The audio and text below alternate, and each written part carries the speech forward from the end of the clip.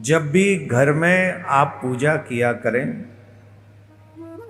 तो उत्तर की तरफ मुख करके आपका मुख उत्तर दिशा में करना चाहिए। देव पूजा उत्तर मुख होकर करें और पितृ पूजा दक्षिण मुखी होकर करें। जब पितरों के लिए तर्पण करें, श्राद्ध करें आदि कुछ भी, कोई भी पूजा पितरों के निमित्त हो तो वो दक्षिण मुखी होकर होनी चाहिए। और देव पूजा हमेशा उत्तर दिशा की तरफ आपका मुख होना चाहिए। जिस तरफ आप पूजा करें तो आपका मुख उत्तर दिशा में हो। आजकल जिन चीजों का बहुत ध्यान नहीं रखा जाता है, पर मान्यता है कि ऐसा होना चाहिए। क्या? कुछ रंग विशेष पूजाओं में छोड़ देने चाहिए, वो रंग नहीं पहनने चाहिए। कौन कौन से रंग नहीं पहने?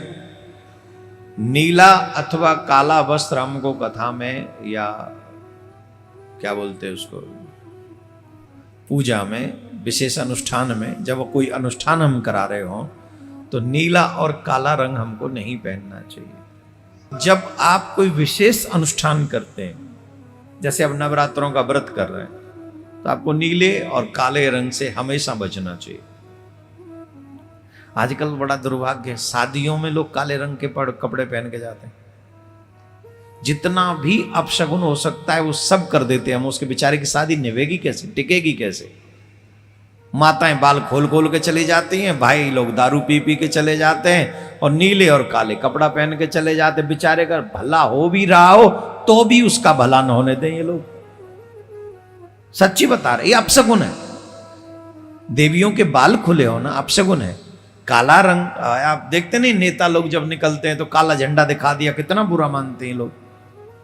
हमारे पत्रकार बंधु बैठे, बताओ आप यहां कोई आके काले झंडे दिखा दे तो ब्रेकिंग न्यूज बन जाएगी। सच है।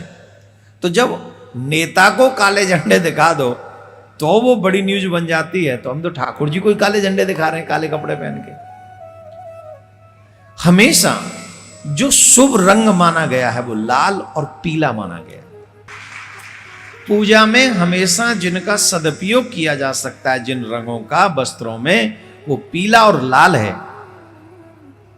पितृ पूजा में भाई लोग सफेद वस्त्र पहने, पितृ पूजा में। अब इतनी छोटी छोटी बातें हैं, मोस्टली सब लोग बताते नहीं, पर हम प्रयास करते हैं। अब आजकल हम लोग सनातन का काम करते हैं, बहुत से लोग हमसे नाराज भी रहते हैं कि ये बहुत सनातन सनातन चिल्लाते हैं, क्या मतलब है? अरे भाई, सनातन का मतलब कोई झंडा नहीं है।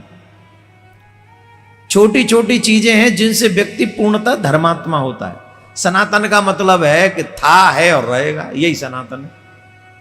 अब तुम क्या बीच में मिट जाना चाहते हो? नहीं चाहते हो ना मिटना, तो उस सनातन को एक्सेप्ट करना पड़ेगा ना। एस धर्म सनातना, था, है और रहेगा, यह सनातन है। तो सनातन के अनुयायी कौन है? बोले जो उनकी बातों को मानते हैं, जो उनके पद चिन्हों पर चलते हैं। तो सनातन में ब्लैक एंड ब्लू, इन रंगों को पूजा के समय नहीं पहनना चाहिए, यह ध्यान रखना चाहिए। एक और बात बहुत अच्छी है, दोनों हाथ घुटनों से बाहर करके जो मनुष्य जाप करते हैं, जैसे अभी कईयों के हैं मुझे दिख रहे हैं, जाप करते समय या दान करते समय दोनों हाथ अगर घुटनों के बाहर हैं तो वह सब निष्फल हो जाता है, उसका पुण्य नहीं लगता है। इसीलिए हमारे यहां माला कैसे की जाती? ऐसे। ऐसे भी नहीं करनी हो तो ऐसे।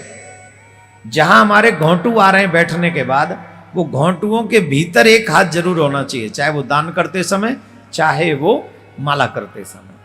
अगर ये माला आपको ऐसे करनी है कि हाथ जिससे जाप कर रहे हैं वो बाहर जा ही रही है, तो दूसरा हाथ घोंटू के भीतर होना चाहिए, ऐसे।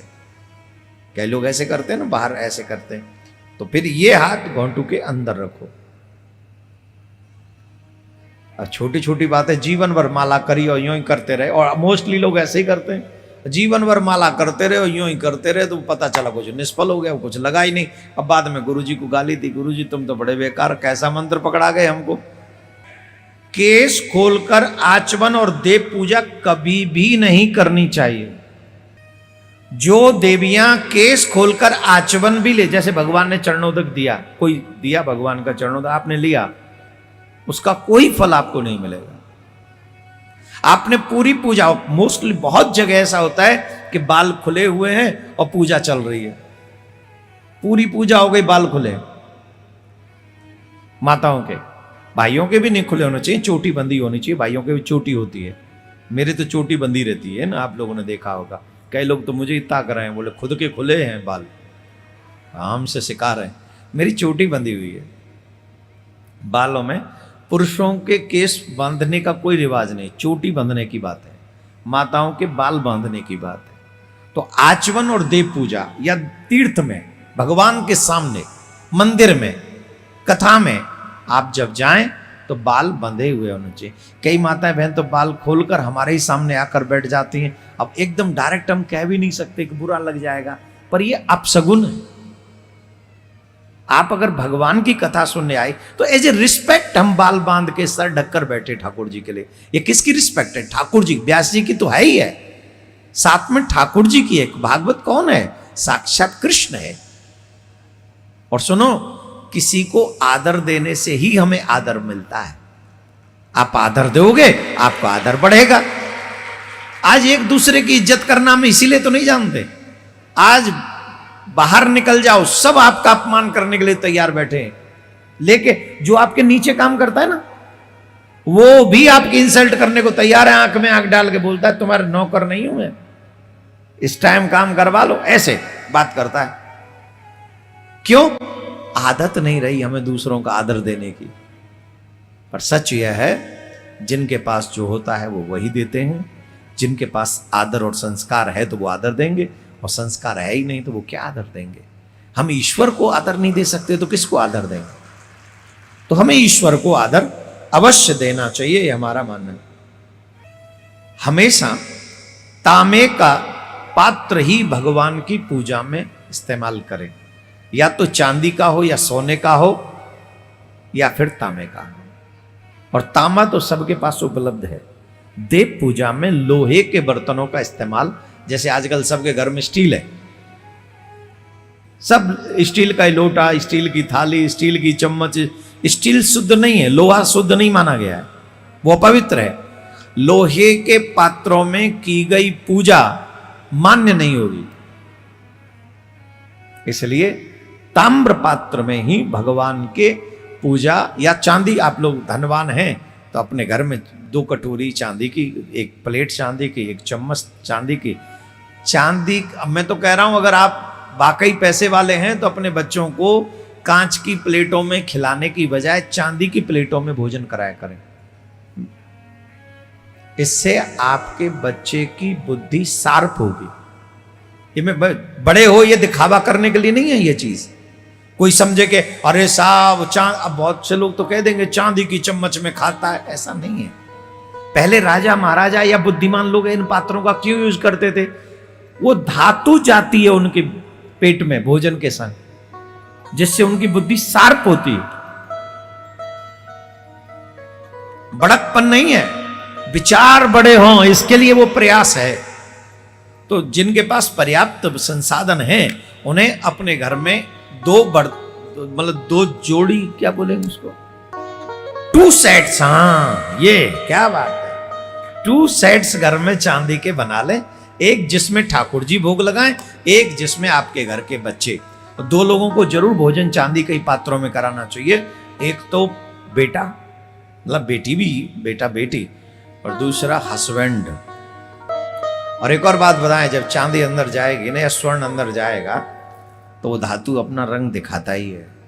अब लोहा रंग दिखा रहा है तो जंग लग रही है बेचारों को, लग रही है कि नहीं?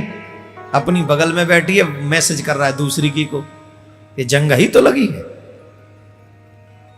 देवी जी भोजन बना रही हैं, खुद अपने क्रिकेट में ही मस्त है, वर्ल्ड कप चल रहा है।